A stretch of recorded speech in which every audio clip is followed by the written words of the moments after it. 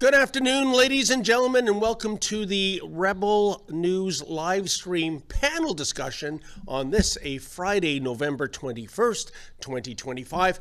I'm David Menzies, and my co-host is Drea Humphrey. How are you doing there, Drea? I'm doing pretty good. You know, it's earlier for me and I'm a homeschool mom. So I always Oh. have to get ready, get my kid in a closet, studying, and then I have to figure out, be presentable, but I'm ready. I so admire you and all the other parents out there homeschooling, and I really understand homeschooling given how woke so many school boards are going. But, if I had to do it, I'd probably just say something, Drea, like, here, just watch National Geographic. It's Shark Week. You'll learn about the great white today or something. So, Yeah. kudos to you. And I should get to our guests. We have Andy Lee from Edmonton, a independent journalist, and Harrison Faulkner here in Hogtown. Hello, how you doing there, Andy and Harrison?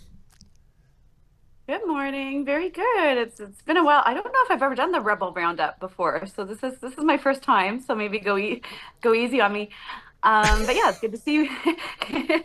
It's good to see you guys again. Yeah, Well, it's you been know a what they while. say, Andy. You always remember your first time. Anyway, and Harrison, what? How are you doing? I've been on the show, I think, once or twice before, but it's nice to be back and great to chat with all of you guys today. Okay, well, we Well, have a ton of subjects to get to, and and we only have you I'll, two for half an hour. But Drea, you're going to like lay down the, I guess, the rules of engagement if our yeah, audience wants to get involved in participating in the live stream.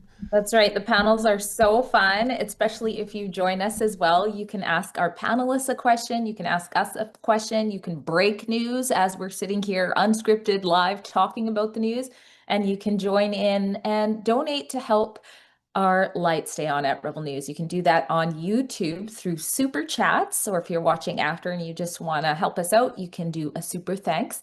Whatever comment is $5 or more in donation, we make a part of the show, which is really cool. Or you can do the same on Rumble through Rumble Rants. Right to business. Well, I see Fraulein Freeland is on the march. Christian Freeland is moving to the UK.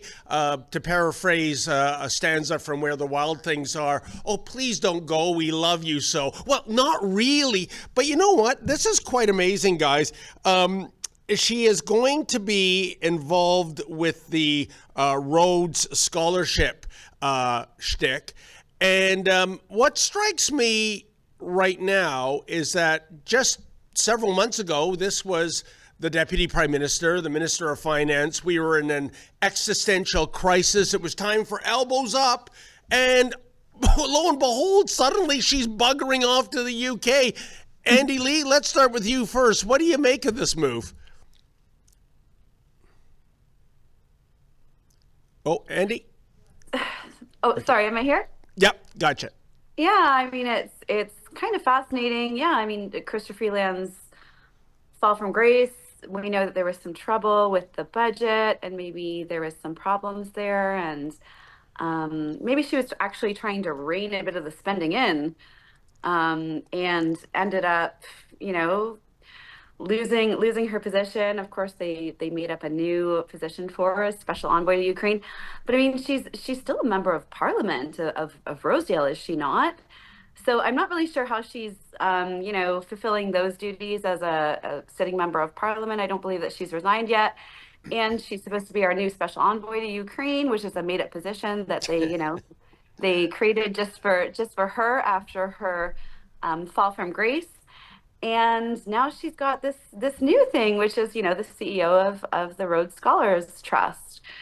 So fascinating turn of events. It's obvious, I think that, or this is how I take it, that they're trying to give her rules, but keep her a little bit out of the public eye, and trying to sort of, remove her from the Liberal Party. And she did, in the past, she did take some different stances. Hmm. So I don't know how much of this was a little bit of disagreement over, behind closed doors that maybe we didn't see.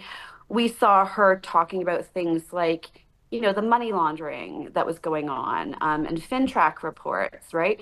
We saw her get mixed up with Wealth One Bank, who, was, part of the Trudeau Foundation donor scandal. And they were part of those Chinese donors, the Wealth One Bank owners donated to Justin Papineau's riding, but she was coming out very vocally saying that, this Wealth One Bank has to go. And the owners, who were actually Trudeau Foundation or Trudeau donors, have to divest. So I think that they had some divergence along party lines. And so now they've, decided to take that a little bit step further and say, actually, let's just get her right out of the country. We'll just put her in the UK. And, she can do that trust and apparently fulfill her duties as an MP until she resigns. And she can do it from over there. So I think it was kind of like a split. Interesting. And Christopher Freeland was part of the old brand that had to go, Well, that is the question, isn't it, Harrison? What do you make of the unspoken motivation for this move? Is this maybe sour grapes on her part? She did run to be the new leader of the Liberal Party and was shellacked.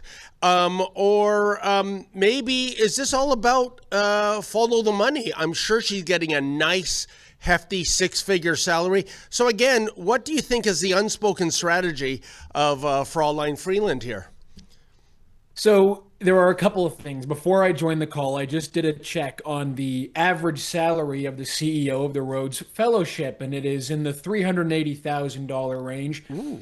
When people like Freeland and someone of her stature in Canadian politics leave office, typically there is perhaps an ambassadorial role, a diplomatic posting that they could be moved to. We've seen that before with other high-profile ministers. But I think I don't want to read too much into this, but I think the fact that Freeland hasn't announced her resignation as an MP yet and has publicly said that July is when she will take up the post, perhaps that's indicating to me and she also said that she will not be running again for re-election. I don't want to read too much into this, but perhaps there is a sign here that the government might be gearing up for a summer election to try to seize a majority government at that time.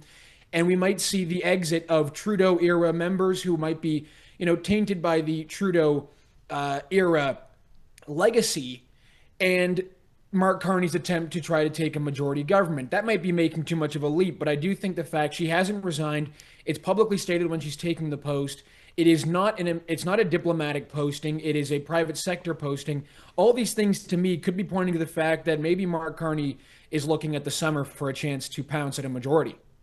That's an interesting observation, Drea. And, there has been speculation of even a spring election. I'm wondering what the Liberal War Room is thinking, because remember, going back some 7 months ago, Carney was the adult in the room. He would know how to deal with Donald Trump. He's a former Bank of Canada and Bank of England governor. He's got an MBA, et cetera, et cetera, et cetera. But what do we have to show for it? Nothing. I think we have a memorandum of understanding for a pipeline to go from Alberta to BC. I'll believe the pipeline isn't a pipe dream when I see shovels in the ground. So is that potentially a possibility, Drea? Because I think even the people, even the boomers that were all in with elbows up, it's been nothing but knees down for 7 months. Yeah, I think it's 8 months now, 8 months of nothing. And Premier David Eby said he was surprised by the headlines to find out that this so-called, tanker plans or whatever is going to happen, meaning it's not going to happen. At least it certainly doesn't look like it. But I think there is something to be said about what Harrison said there too. Strategically, it would make sense to kind of phase out the people. I mean, before Carney came around, it did seem like Canadians were ready to vote out a Trudeau government. And I think the next least liked politician is Chrystia Freeland. But this is such the Liberal way here. When you look at how this is being done, you have her publicly talking about it, the organization, the school publicly talking about it. Meanwhile, the Prime Minister's office is claiming they know nothing. The House Speaker's office is saying they know nothing. She's not saying anything to her constituents about it or to Canadians. This is an MP who was running to be the Prime Minister, several months ago. So that stands out to me too, as sort of the Liberal lack of transparency we're accustomed to. Yeah, business as usual, in other words. Well, let's switch gears. Let's talk about J.D. Vance. He said something quite interesting the other day. Do we have a video of that, guys, or is it just the quote here on the sheet? Oh, okay. It was a posting on X. I'll read part of it. Quote, while I'm sure the causes are complicated, no nation has leaned more into diversity as our strength. We don't need a melting pot. We have a salad bowl, immigration insanity than Canada. It has the highest foreign-born share of the population in the entire G7. End quote. Harrison, first to you. Here's my point of view. I think what we've seen in the streets of our Great Dominion, or maybe former Great Dominion, the last 2 years, has shown that official multiculturalism has been an absolute failure. We have people chanting for genocide, displaying swastikas, cosplaying as terrorists, and the political class and the police turn a blind eye, turn the other cheek, employ a deaf ear. It always was the unspoken deal. Come from wherever you are in the world. Enjoy Canada's freedoms. Enjoy our robust social programs. But here's the catch. Whatever hatred that you have in your homeland, whatever tribal grievance you have, you park that at the airport you're departing from. But that hasn't been the case. We just see silos of people that have no loyalty to Canada, no ambition to integrate. Multiculturalism has been proven a failure, I think, these last 2 years. Harrison, what say you? It's a failure that is very hard to recover from. The problem we have now is that we've been under this assumption that official multiculturalism will be Canada's calling card, that it will be our North Star, it will lead us to greatness.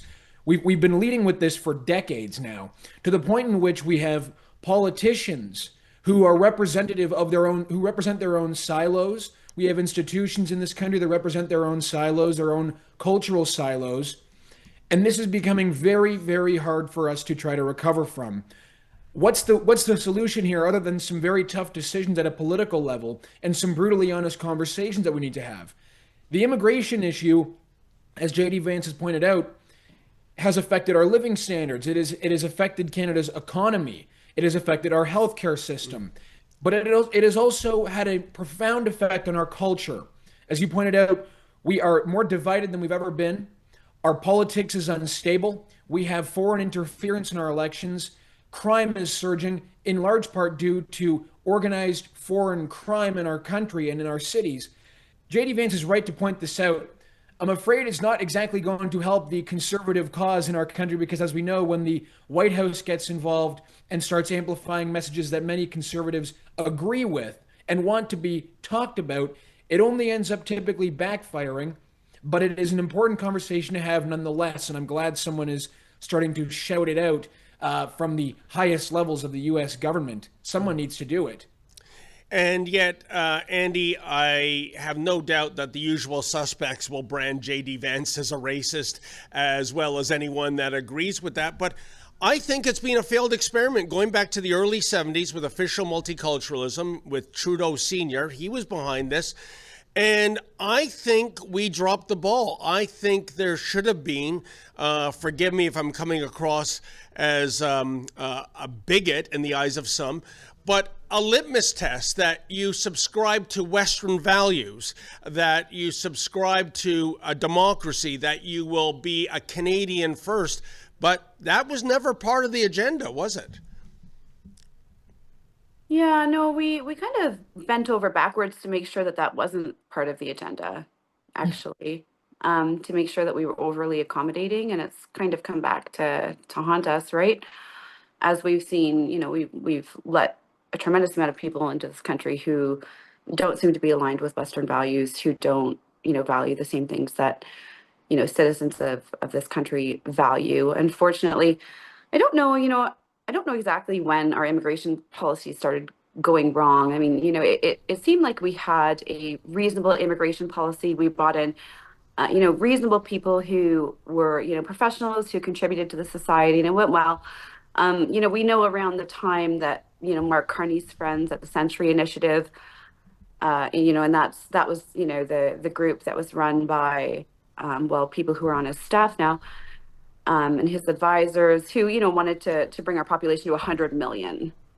So, that initiative really seemed to coincide with the same time that immigration ramped up. And that was kind of their plan, their economic plan. And of course, we know that, you get a little bit of an artificial GDP boost when you bring in immigration, because you bring in, a few more people who are spending money. So we've kind of been artificially inflating our GDP numbers with immigration.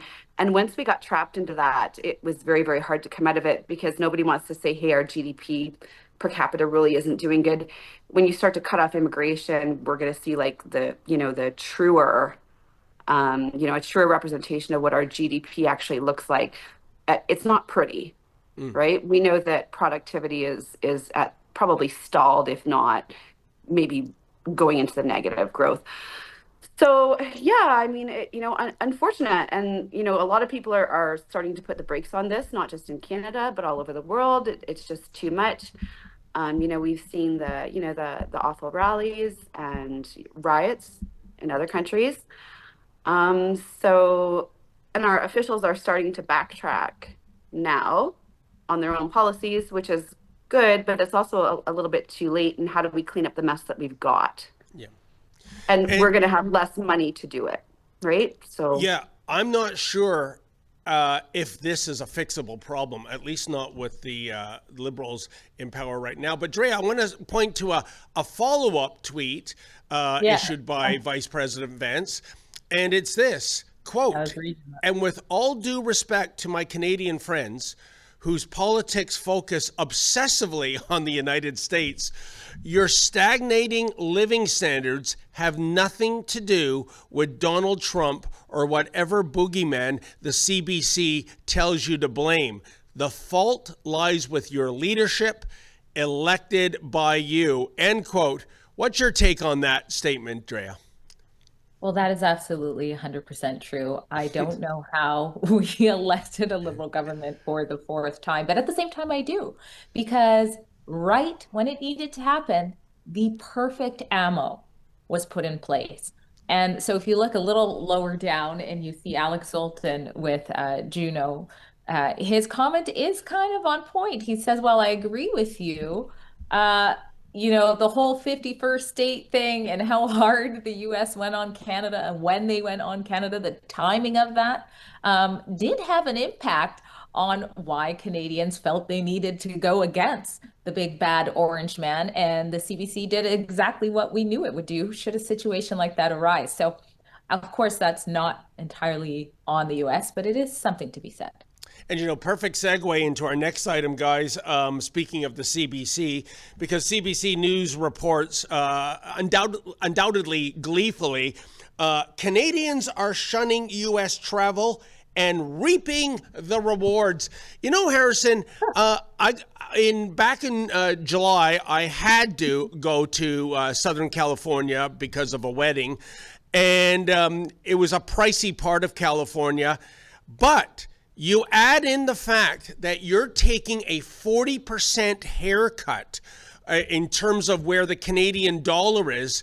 It was extraordinarily expensive. Could that be the reason why so many Canadians are shunning travel to the U.S.? That has nothing to do with the tariff tiff or Donald Trump, but you are getting smacked big time in the exchange rate. I think that's obviously a factor, and I think that's a factor whenever Canadians are traveling, and it's a factor for everyone who travels, because if you don't have money that supports what you're trying to do, then it becomes difficult, and the Canadian dollar is struggling right now.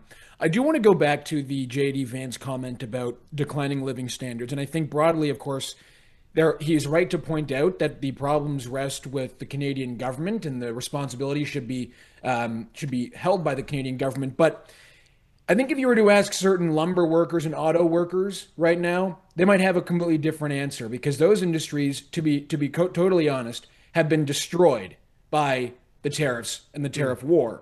So there are certainly people that are struggling, I think, in large part due to the fact that we do have this trade war going on.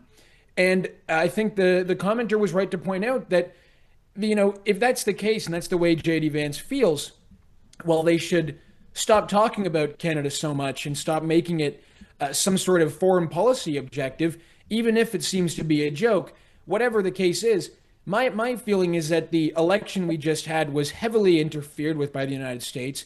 And if they were trying to orchestrate an outcome in Canada that would see the Liberals win, they achieved it perfectly. I don't have any evidence to back this up, but I am convinced that there was an interference operation or objective to engineer an outcome which they got, and the one they wanted. Yeah, it is a bit of a mystery to me, given the political alignment, that Trump wasn't simpatico with Pierre Poilievre. But Andy, going back to what we discussed earlier, and Harrison dabbled into it. Prime Minister Carney was supposed to rescue Canada. I guess, granted, he never gave a timeline, but it has been 7 or 8 months. There's no great deal. Here's some ominous news. Mexico has jumped past Canada to be the U.S.'s top customer. I don't ever remember that in my lifetime. So my personal feeling, and somebody might call me a conspiracy nut, but I really think Brookfield Asset Management and its $1 trillion worth of assets, they're really running Canada, and they are heavily invested in the U.S. Mark Carney has a personal blind trust. The lion's share, I understand, are U.S. businesses.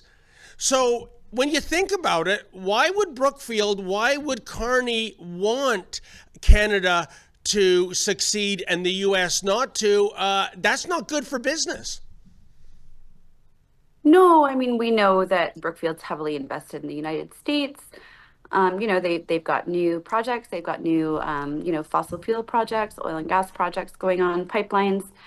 So it's really not in Carney's best interest that he retaliates against the United States heavily, right? Yes. I mean, that's just common sense. If you have a blind trust where you've got vested interests in Brookfield, and Brookfield is doing most of their business right now with the States and overseas and not in Canada, then it's just not in your own personal best interest to retaliate too hard against the United States.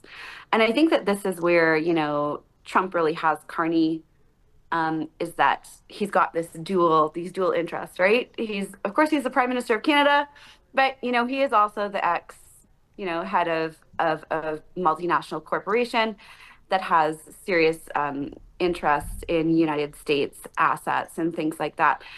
So I think that they're aware that Carney is in this situation. Yeah, and they're playing him up for it, right? Understanding that he doesn't really want to destroy those sectors, right? And why would he? Because he's invested in those sectors personally. And so this is a problem with Carney being the prime minister, is when you've got that sort of a portfolio where you've got conflicts of interest everywhere. How do you balance your position, which is to do the right thing for Canada and Canadians, versus your own personal interests. So yeah, but I mean, I think Vance mostly called it like it is. We are kind of masters of our own fate, and we've certainly are responsible for a lot of the decline in our standards of living. Although, yeah, Harrison's correct as well. The tariffs certainly aren't helping. And so what are we going to do now? Well, I mean, it looks like we're going to start, pulling closer to Europe and Middle Eastern countries, like, of course, the UAE, right? As I pointed out a couple of days ago, Mark Carney's latest trip to the UAE to sign investment pacts followed hot on the heels of his old colleague, Bruce Flatt, who is CEO of Brookfield. So Brookfield was just there meeting with the same officials 6 days before Mark Carney touched down and announced $70 billion, I believe, that they're going to invest in us, was the pledge. Whatever that means, right? They run around making these pledges all the time, and you know, whether this is actually going to materialize or not. But I do think it's fascinating that, you know, Brookfield does seem to be preceding some of these trips, and, you know, maybe forging some of those relationships ahead of Mark Carney arrival in the country. You know, maybe making sure that there's some understanding ahead of his visit, and then he just kind of has to show up and say, yeah, okay, we'll seal the deal. Surely a coincidence, I imagine. But, you know, Drea, to one of Andy's points, Brookfield Asset Management is indeed heavily invested in the U.S. energy sector. And Carney, meanwhile, calls pipelines boring here in Canada. How do you make sense of that? Well, again, it sounds like Andy's done some great research. I actually didn't know that, so I'm sitting here a little bit with my mind blown, but not surprised. I live in a constant state of shocked but not surprised in Canada. But Brookfield is a $1.7 trillion company, I believe, something along that. I mean, the amount of pull and influence this company has, and the fact that Carney didn't have to disclose any type of potential conflicts of interest before becoming the prime minister, and now it's just like I think Tamara and I actually were talking about it in yesterday's live, like, you know, when the mainstream actually asked him questions about that, he's like, look inside of yourself, reporter, look inside your bank account, don't ask me a question like that again. I mean, it is very concerning if that's what we're seeing is Brookfield going ahead of him, and then these pledges, which probably will manifest in a big way if that's what's happening. So I think we're being had. That's what I think. That is a quote for the ages when Carney said to Rosemary Barton, look inside yourself. And, you know, for the longest time, guys, I was having deja vu. I've heard that before. I've heard that. And then eureka, months into the election, I discovered it was a Hannibal Lecter quote. He says, look inside yourself, Agent Starling. Now, I'm not calling Mark Carney a cannibal, but why do you want to quote a cannibal, even a fictional one? Guys, it's at the halfway mark. I can't believe it. Time flies when you're having fun. But before we sign off with Andy and Harrison, let's find out where our viewers can follow you. Harrison, you go first. Where can we see your work, sir? Yeah, you can catch all of my work on my YouTube channel, Harrison Faulkner, and you can also find me on X under the same name, Harrison Faulkner. Fantastic. And you do some great work there, Harrison. And Andy, what about yourself? Yeah, well, you guys can find me on X. I'm Real Andy Lee Show. Most of you are probably familiar with me, and so yeah, you can follow along there. And appreciate all the support, and thanks for having me again, guys. And yeah, it'll be fascinating. I'm also really looking forward to going back and seeing, you know, Mark Carney's been globetrotting since he was elected, and I'm curious how many times those trips were coinciding with Brookfield. Oh yeah, trips. and I can only imagine how many aeroplan miles he's racking up right now. By the way, Andy, you said the real Andy Lee. Is there a fake Andy Lee out there in Canada that you have to differentiate yourself? There's a bunch of them. Yeah, no, my first account, rest her soul, unfortunately was censored and was never brought back to life. I see. And so after that, people went around making up fake accounts. So I called mine the Real Andy Lee Show. Okay, thanks for clarifying that. You know, cloning is very much in the news, so I just wanted to get I know. How about that fake meat? Maybe we can grab a fake steak later on. Anyways, Andy, Harrison, thank you so much for your time. Have a great weekend, my friends. Thank you. Thank you. Yeah. And folks, we have to take a quick ad break, and Dre and I will be on the other side. Stay tuned. Gun bans make great distraction. Trudeau may be gone, but Carney has picked up his same rhetoric. We will quickly, and I mean quickly, reinvigorate the buyback of... Hunters, collectors, competitors, and defenders of tradition are still being targeted, while criminals run wild under Liberal policy. but we are fighting back. Join us. Canada's National Firearms Association, in defense of freedom. You like the hat? Me too. Same strong message about making Canada great again, but in a really cool color, black and gold. There's other colors available, and it's an all-Canadian site. So if you want to signal your tribe or trigger a Liberal, go to mcgahats.ca today. Canadians know the national anthem. They stand in silence to remember those who died for this country. But not every Canadian knows their rights and freedoms. The Freedom Passport will change that. It looks and feels like a Canadian passport, but contains the Canadian Charter of Rights and Freedoms in a portable, easy-to-read format. The Freedom Passport. Order one for yourself and for all the freedom lovers that you love at freedompassport.ca. Well, Drea, I got to tell you, our next story comes from something called Cult Montreal. I'm not familiar with them. But here is what they stated, quote, a large majority of Canadians agree that the Conservatives should remove Pierre Poilievre as party leader, end quote. You know, Drea, I am baffled by the Pierre Poilievre backlash. I keep hearing over and over, Canadians don't like him. Canadians don't trust him. He really isn't liked by female voters. But you know what? The sources for all of this Pierre Poilievre bashing is the mainstream media. We covered extensively the Pierre Poilievre campaign. They say campaigns matter. I agree with that. I thought he had an exceptional campaign. We went to his pressers. He was hitting out of the ballpark every day with issues that Canadians are concerned about. It's almost as though the media, and like I said, Cult Montreal, have no idea who they are.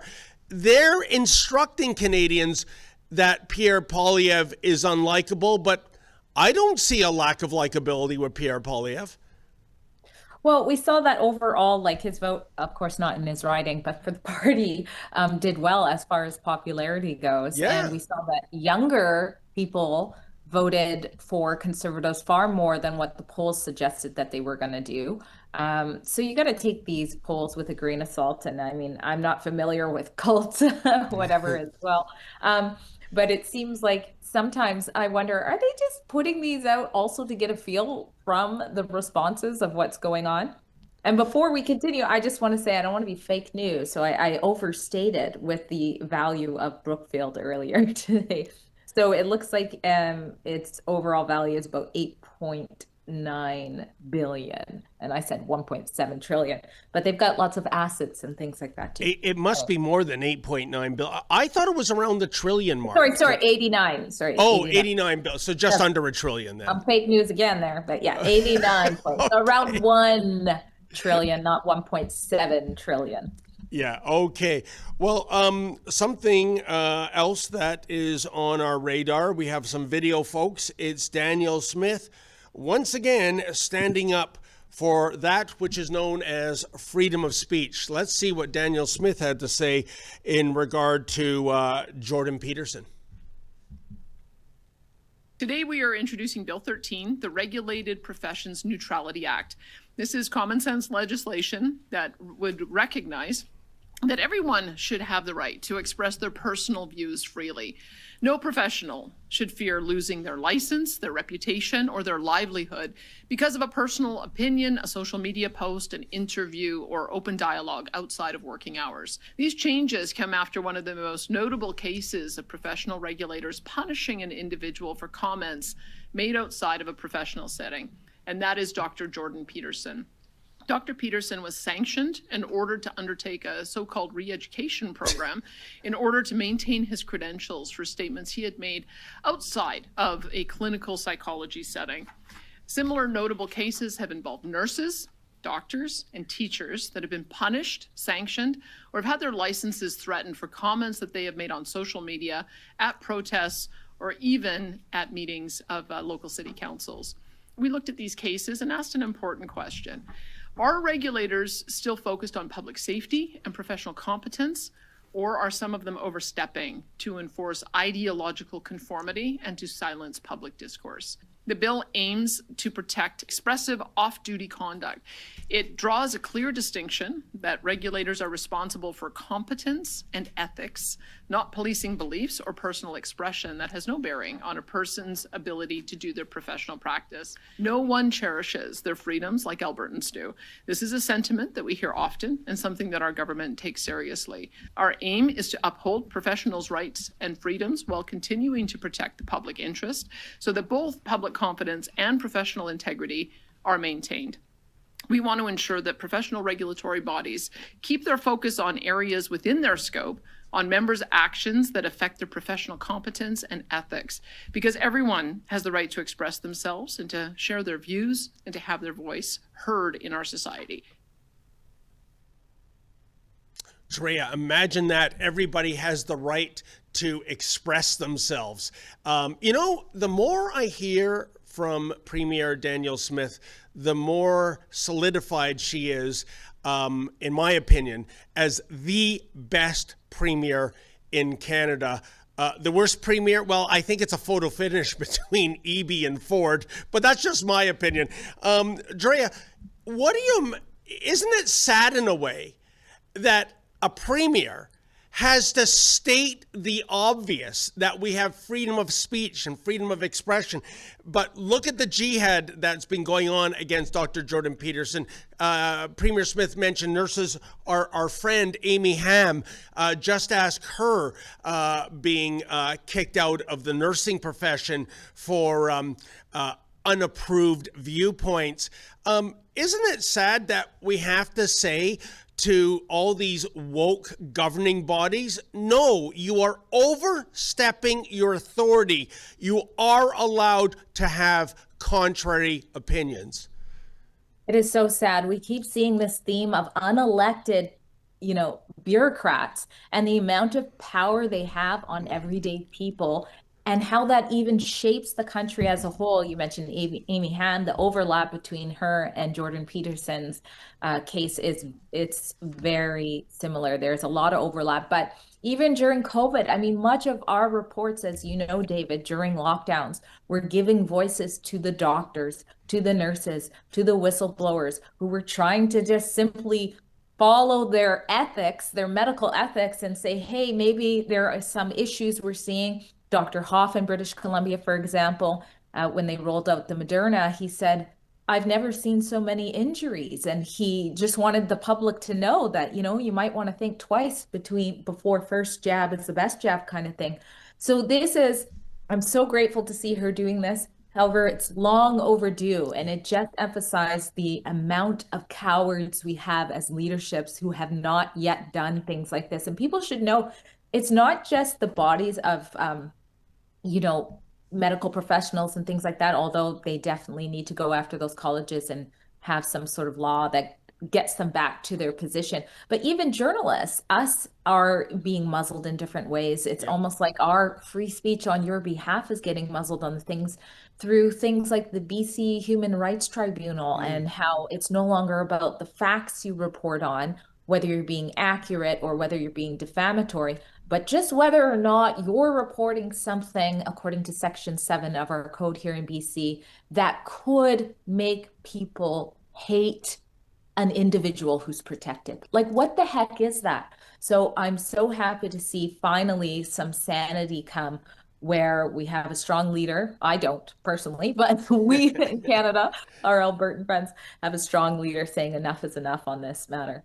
And yet, Drea, I bet if you and I were to venture onto campus and speak to snowflakes, and if we frame the question this way, if someone is going to say an opinion that is offensive to a certain group, a certain individual, you name it, should that be censored? And I bet you there is an appetite for that. Yes, even if the truth hurts. And by the way, we're pretty much free speech absolutists.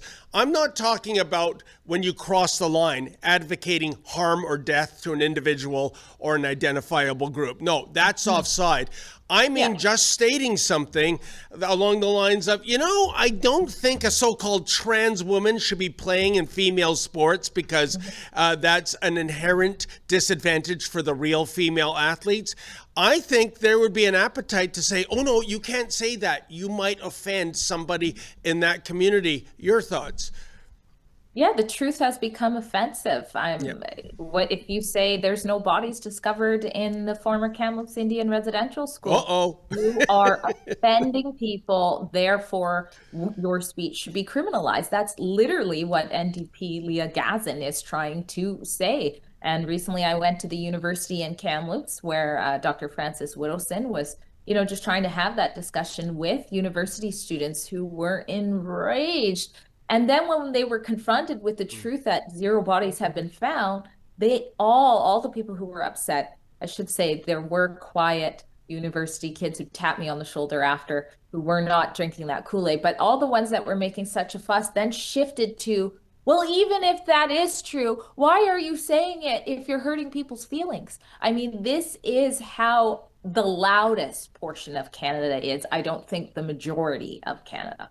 Unbelievable. And you know what? That is the very definition, is it not, of political correctness of yesteryear, or today we call it wokeness, that if the truth hurts, if the truth is offensive, therefore it must not be said. It's absolutely shameful. Why don't we switch gears and go to, well, here's something that is quasi-third rail, although I approve of what he's saying. Dallas Brody, we have a video of him talking about Canada's existence, and I'm sorry, a video of her. Oh, I misgendered somebody. Speaking of Canada's existence, and no, she's not drinking the Kool-Aid that I should be ashamed of our nation. Let's hear what she had to say. Mr. Speaker, our bill will remove Truth and Reconciliation Day as a holiday in British Columbia. Why? Because it doesn't deserve to be one. This day celebrates the greatest lie in Canadian history, the lie that 215 bodies were found at the Kamloops Indian Residential School. But the truth is, Canadians never have committed a genocide. This holiday seeks to shame Canadians for building a civilization, for building Canada instead of leaving this land as an untamed wilderness. The idea that we need to reconcile presumes an act of wrongdoing and regret. But we have no regrets, nothing to reconcile for, and no apologies to give, because we did nothing wrong. Settling and building Canada was great, and we're proud of it. Canadians embarked on grand and daring journeys to explore this continent. They braved rocky rivers and scaled towering mountains. They built railroads. They built this beautiful legislative building. Canadians discovered insulin and saved millions of lives. Canadians ushered in marvels of engineering and sent astronauts into outer space. We're proud to have staved off the American invasion in the War of 1812. We're proud to have fought in 1 and 2 world wars. We're proud to have invented the telephone. We're proud we ended slavery, established laws, and brought peace to warring tribes. We're proud to have brought Indigenous people with us into the modern age and formed Canada together. Instead of guilting our nation, let's celebrate it. Wow, Drea, what a wonderful, passionate speech, making the case for, well, I guess, Canadian exceptionalism. I just get the feeling that Miss Brody won't be invited on any BC campuses to make a speech. There is so much to be proud about in Canada. One of the things I said to some of the students there was, some of my family tree, escaped to Canada, the land of the free, and we were given land.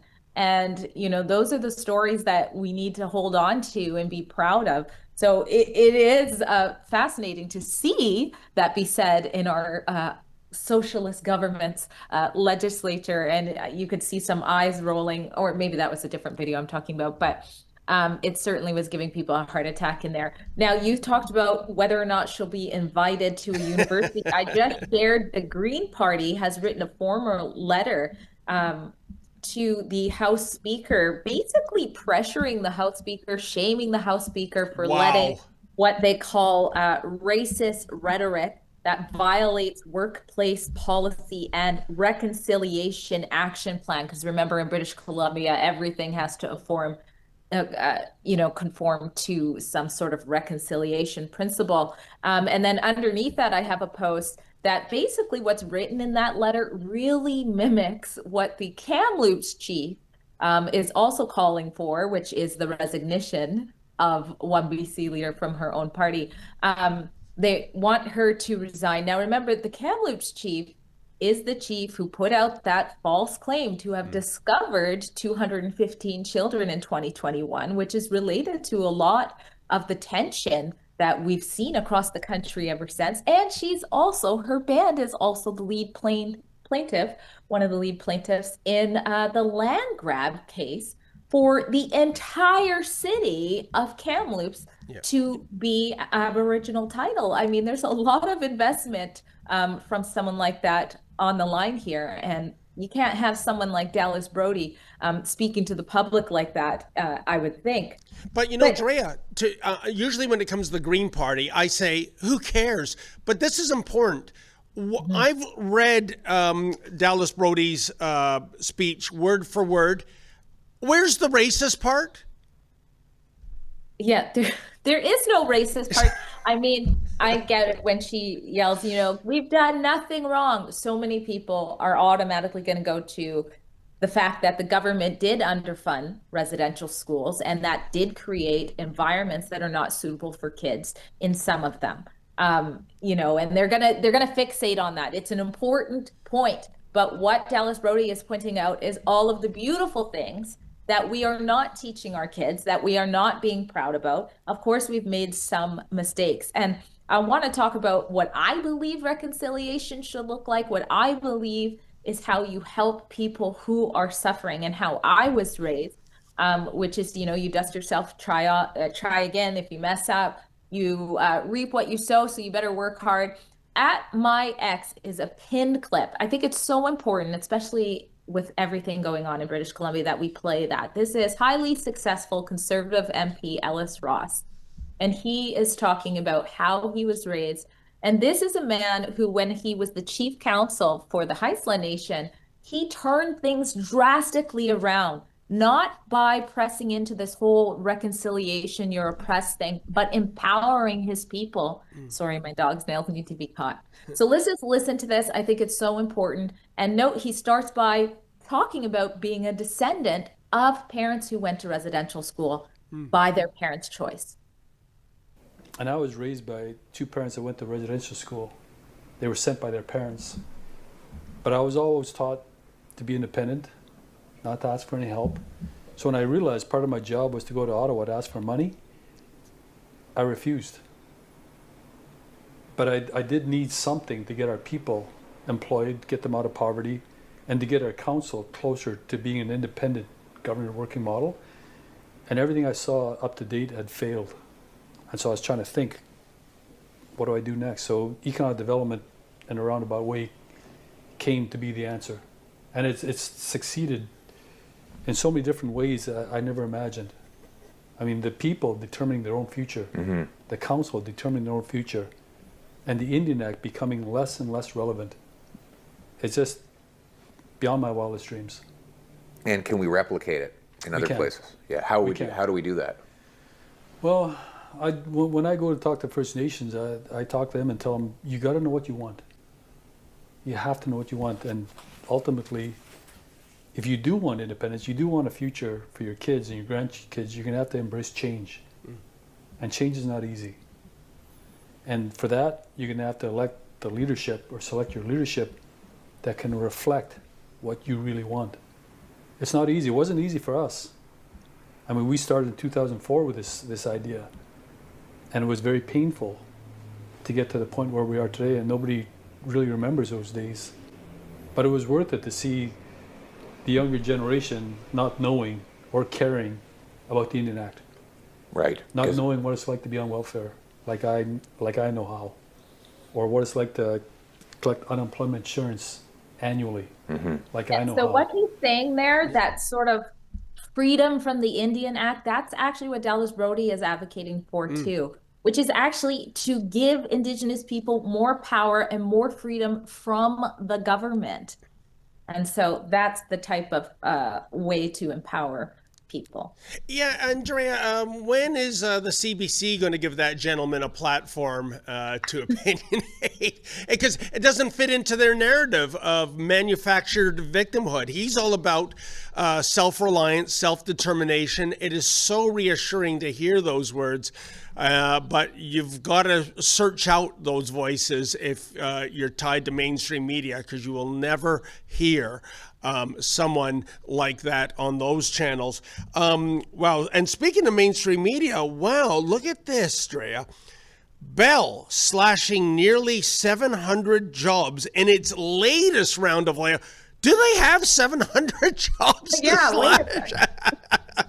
oh my God. Now, and remember, they certainly Bell Media, one of their divisions, it's propped up by hundreds of millions of dollars of our taxpayer money, and yet they still can't make a go of it. What's going on here, Drea? Oh my gosh, I haven't even got to this article, but yes, my first question is 700 jobs in this wave of things going on here. I mean, I don't even know. I gotta find this article. Sorry, but I didn't get a chance to get this lowdown. There we go. So it says it's cutting approximately 690 employees, mostly managers, to help reduce debt and drive growth. The cuts follow thousands of company layoffs last year. I mean, this is horrific, especially since Canadians are struggling to get jobs, assuming that they are mostly Canadians. Canada's largest communications company said it's also cutting approximately 40 jobs at Bell Media, its media and entertainment subsidiary. So yeah, not good. But how have you been running a company that didn't need 700 jobs to begin with? Yeah, and you know, that ties into what Peter Menzies put out there. And by the way, no relation, folks. And whenever we're in the same room together, he stresses no relation. but he's a good guy. But like I said, no relation whatsoever. And he stated, quote, so within 2 weeks of a budget giving the CBC 150 million, that's 150 million in addition to the 1.4 billion that they typically get. And diddly to anyone else, Bell cuts 40 journalists on top of the 87 TVA cut. Pretty soon, CBC will be all that's left, end quote. Holy mackerel, that's a horror story, isn't it, Drea? Could you imagine one source of mainstream broadcasting in Canada, the CBC, and yet I would imagine there's probably a big chunk of Carney voters that would be, I'm good with that. Yeah, you know what I did a post, I said, you know, the legacy media is dying from lying. So if there's only one source, I think that would end up being a good thing. It would be bad for those who are incapable of critical thinking, but it would be so frustrating for those who are like, yeah, no, I'm not buying this. And then they'd be obligated to find alternative sources. So I'm okay with that. I did learn by covering the ostrich farm for months, several months, I saw a real sort of a tier in the mainstream media and how they approached that story. And it was very fascinating to watch. And I saw a difference between CTV, Global, and CBC, of course, you know, CBC being the worst, and then sometimes CTV.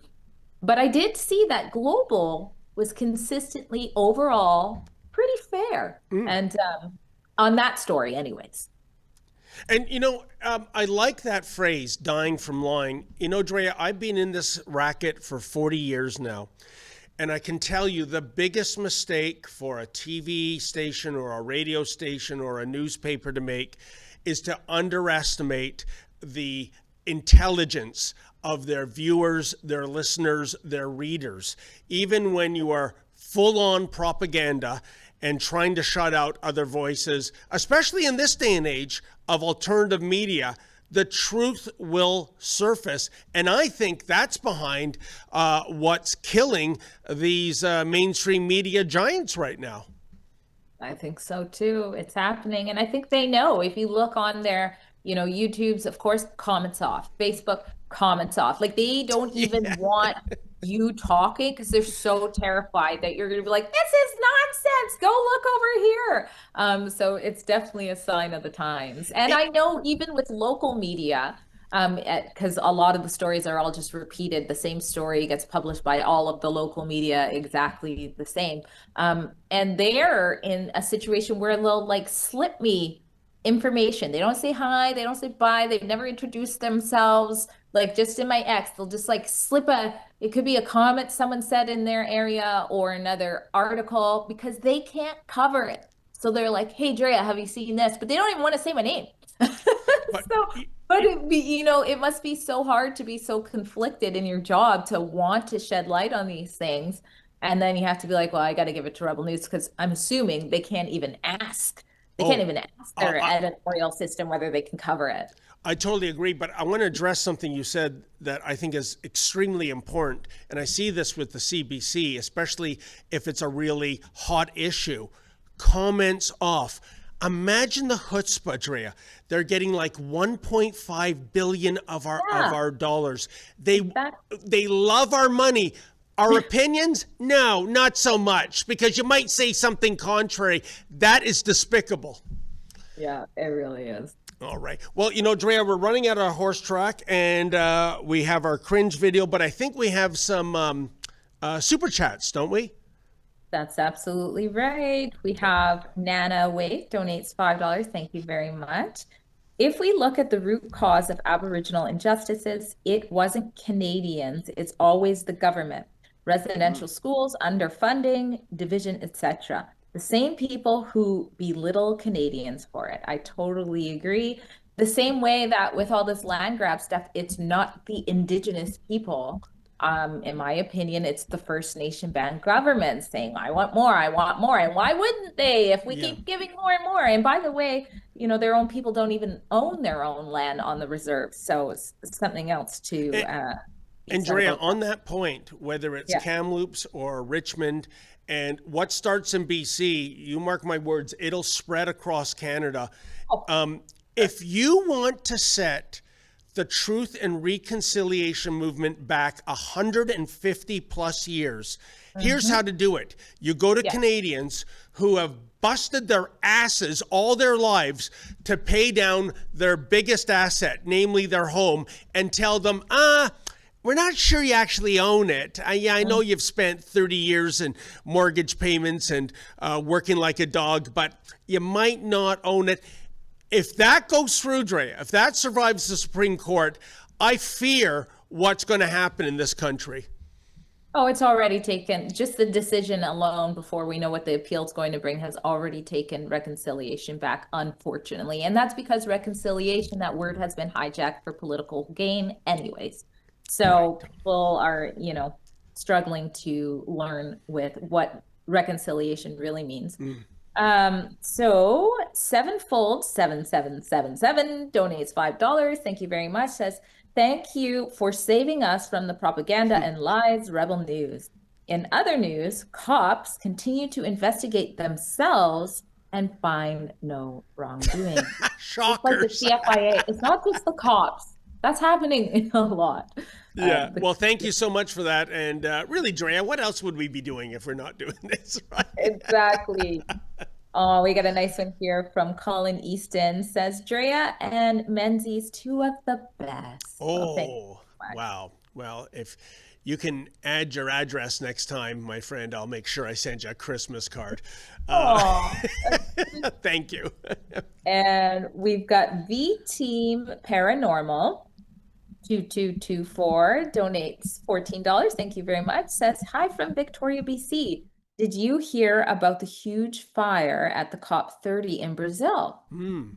No, is Sheila? Well, the next part is Sheila back from Brazil now? Now I'm wondering too, is Sheila back? Is she okay? I think she's still in transit because that was truly an odyssey to go from northern Alberta to Brazil. But yeah, I believe Sheila did have a report about that, how everybody had to drop their cocktails and hors d'oeuvres and run out of the building because of a fire. And geez, I wonder what impact that fire had on the carbon footprint of that facility. Yes. Oh, I didn't know about that. when I snuck into the World Health Organization event in Germany, I swear they were eating crickets. Like I was like, oh, we're gonna get some good food here. No, like we didn't even eat food. We're like, what are these people eating? It's probably lab meat, and I don't know. There was no meat.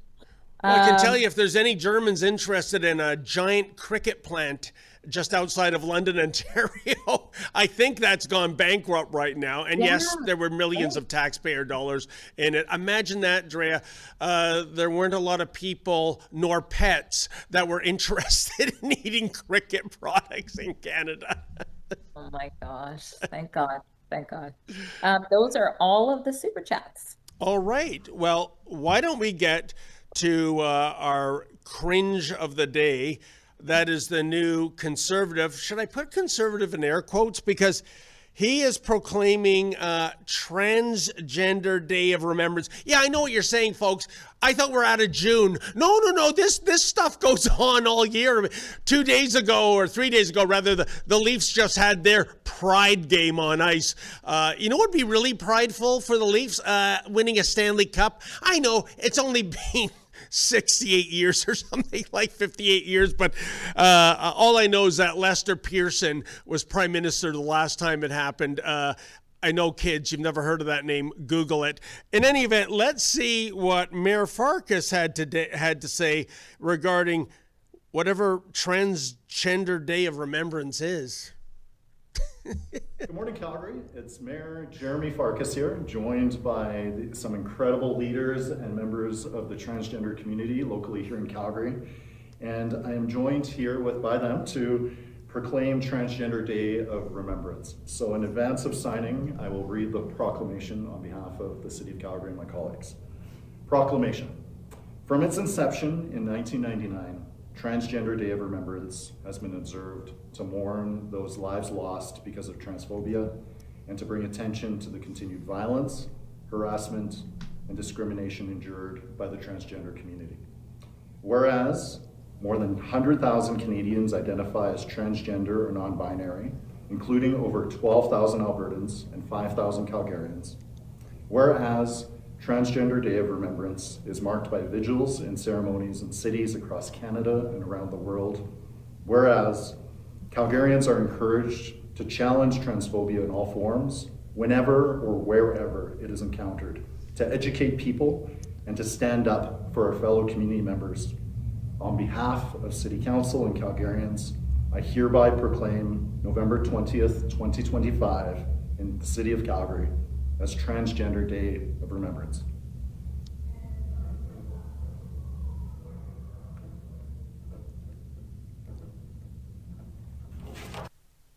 Wow, that's quite the sausage fest there, isn't it, Drea? But the first thing I want to say is I'm calling bullshit on those numbers.